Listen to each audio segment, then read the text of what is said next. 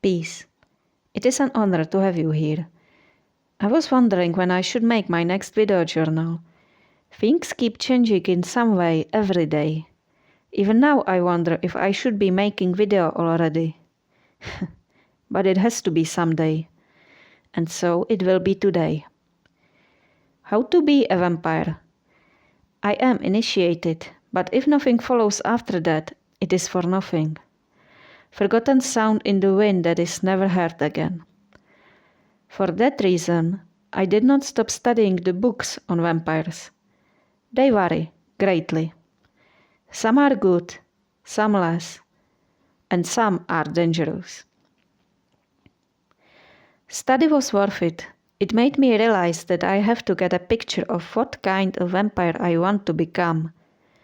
You see, what we see in the movies is a dangerous concept if we want to make it real. Vampires in the movies are bloodthirsty to no end, with death following them everywhere they go.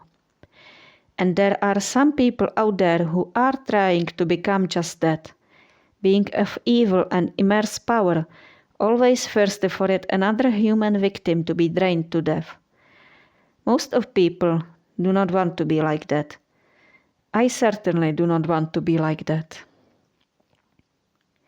Fortunately, even if someone else presents a system on being a vampire, that is not absolute truth. It doesn't show the only way of being a vampire. The main aspect of this vampire is feeding on life of others, either by energy or by blood. I don't need it for survival. I prefer taking energy without causing harm. There is no need for being cruel about it.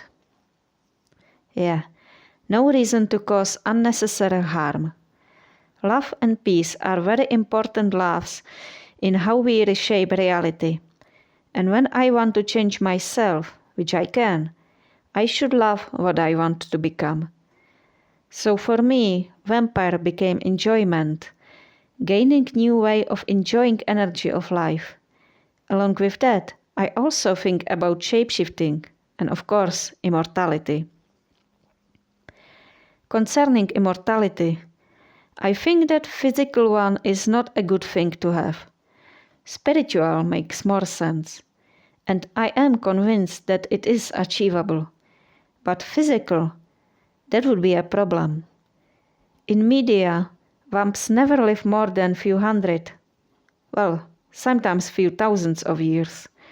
But what if we survived way longer than that? Evolution will not stop just because we are not going to die anymore. Humanity will keep evolving and changing until the Immortals could relate to them no more. That's not the way.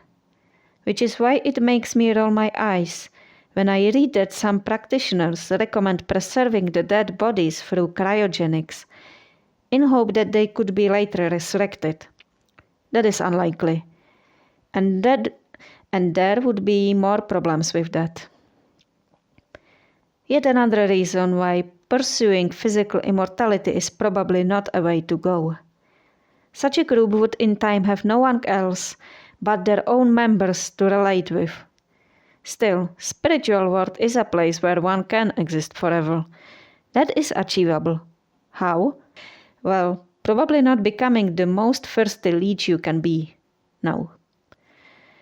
The way is to change oneself into immortal being. Self-change, self-evolution. To become. Death and a rebirth in fact, but not physical. Change of the soul. At least that's what I think. Many schools of teachings, occult or not, speak of possibility to become immortal, eternal. Actually, a god. That's left-hand path, right?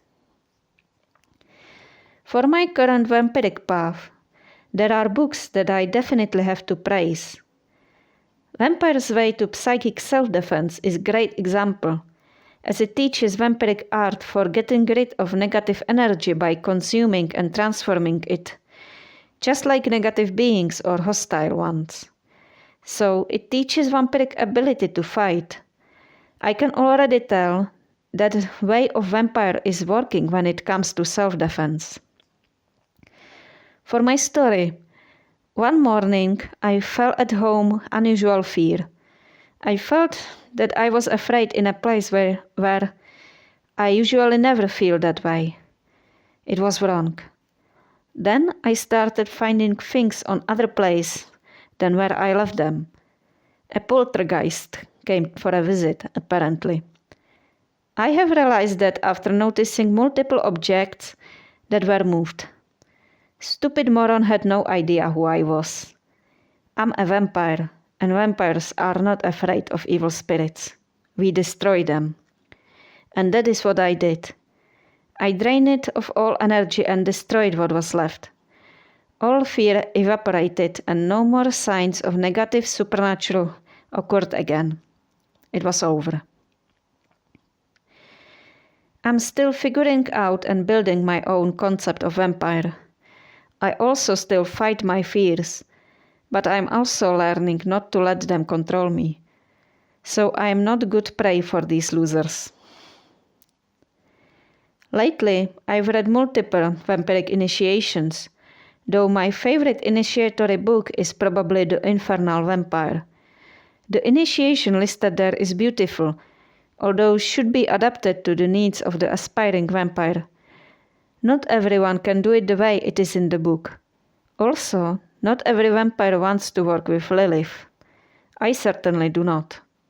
However, her work, along with the human who wrote the book, well, they did a really good job. I kept the best for the last. My personal favorite that I read every day is Teachings of the Immortals, not the usual book. In fact, I found this one in one of the forgotten corners of the internet. Forum built about this book is completely dead. Author is dead too. Well, either dead or liberated and immortal. What is different about this book is that the teachings are channeled by practicing occultists, not designed by humans for humans, but brought from beyond with intention to learn and achieve. Of course, there are many channel texts. A lot of them are clearly useless. The useless texts are the famous ones. Those that have communities around them, a lot of money and power, they are useless. They are things of this world. This is why I gave this one a chance. How much it can give me, how far it can take me, that is yet to be seen. So far, the experiences that it caused were good and useful. I hope that I found the gold vein I was looking for. Well, I might be wrong, and I might be terribly right. We shall see. Only time will tell. Back to the question I keep asking here. What is a vampire? Bloodsucker? Yeah, that is an aspect to it. It is also a powerful being free of being human that is bound to die. And there is apparently even more to it. To put exact definition on what I want to be, that would be against me. It would be putting limit on me. That is what humans do, to form categories. Life is not like that, mortal or not. I don't know much about being a vampire, even less about being an immortal vampire. But it is worth to learn about and to find out. In the end, there is not going to be a second vampire like me. Every being is unique, and that is worth embracing. Well, that was some talking and thinking. Okay, thanks for your time.